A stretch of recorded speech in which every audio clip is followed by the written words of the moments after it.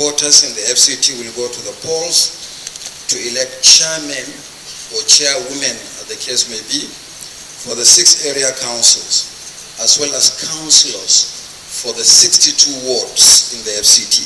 Only last week, I had the honor to address traditional rulers, religious leaders, security agencies, and other important stakeholders in the FCT on the kind invitation of the Honorable Minister of the Federal Capital Territory and the Federal Capital Territory Administration.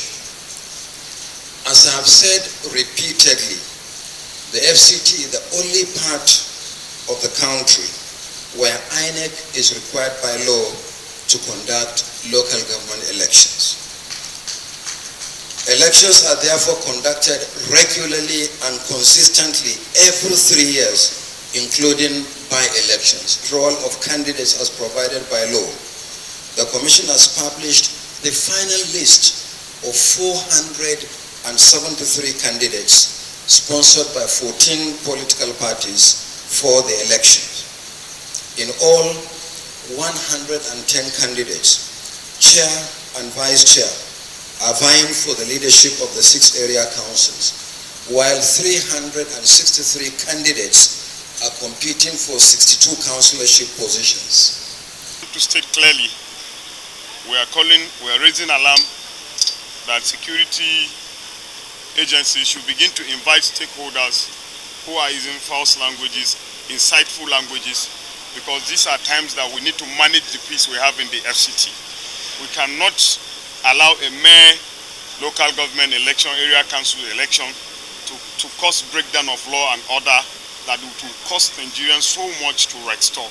So what we are careful of as youth is that stakeholders, political stakeholders, desperate people who want to be in power must think of the security and the future of the FCT. They must be careful with the kind of words they are using in the next 4 days of campaigning.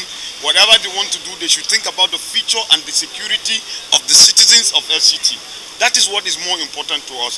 Before now, before the elections, before politics, there have been existence of humanity, and that we must always respect. So whatever politicians want to do, we want to tell them not to be too desperate. They should allow the people to determine who will govern them in the best practice way globally.